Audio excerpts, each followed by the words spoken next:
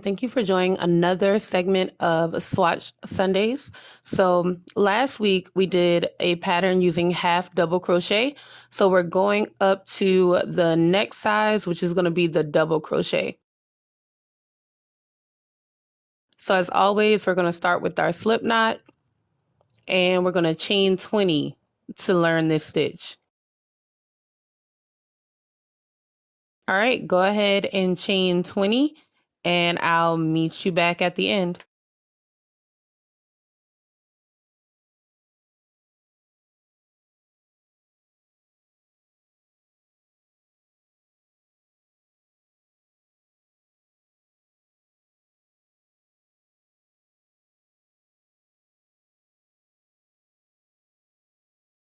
Now that you have 20 chains, we're going to start in the third chain from the hook. So we're going to skip the first two. So wrap behind your crochet needle, insert into the third chain from the loop or from the hook.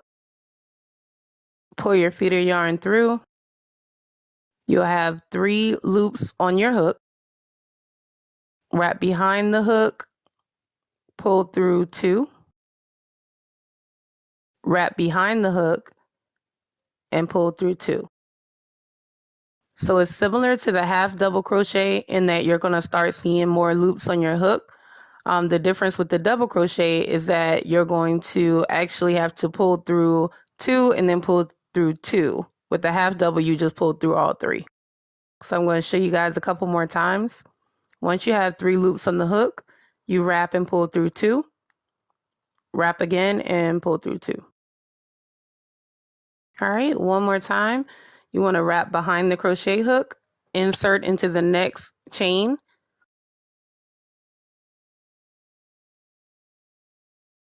Pull the feeder yarn through, wrap behind the hook, pull through 2. Wrap behind the hook, pull through 2. All right, you can go ahead and work across your chain, do 20 double crochet, and I'll meet you at the end to talk about turning. Now that we're at the end, you have 3 chains left. You want to go ahead and double crochet in those 3 chains. So you wrap around the back of the hook, insert, pull the feeder yarn through, wrap behind the hook, pull through 2, wrap again, pull through 2.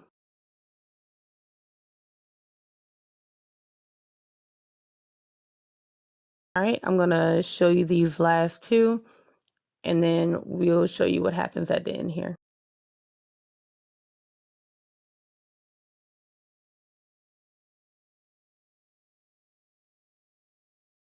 All right, once you get to the end, you want to chain 2 to turn. So you're chaining 2 because this double crochet is basically, like, I call it a 2-tier. So it's 2 tiers. So when you chain 2, that actually counts as your first double crochet. So once you chain 2 and you turn the work, you're actually going to end up skipping the very first stitch that you see, because that chain 2 counts as a double crochet for that stitch. And you're going to insert into the second stitch that you see to start your first double crochet of this row.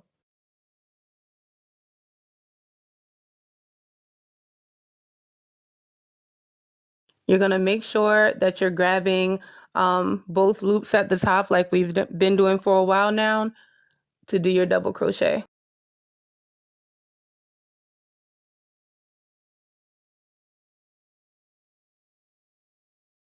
All right, so I've finished up most of that row. We're just gonna, again, do a couple more stitches at the end. And then once you get to the very last stitch, remember in previous Swatch Sundays, I mentioned to make sure you pick up 2 loops on the end. So that's all you're gonna do. Make sure you pick up 2 loops on the end when you're doing your very last stitch.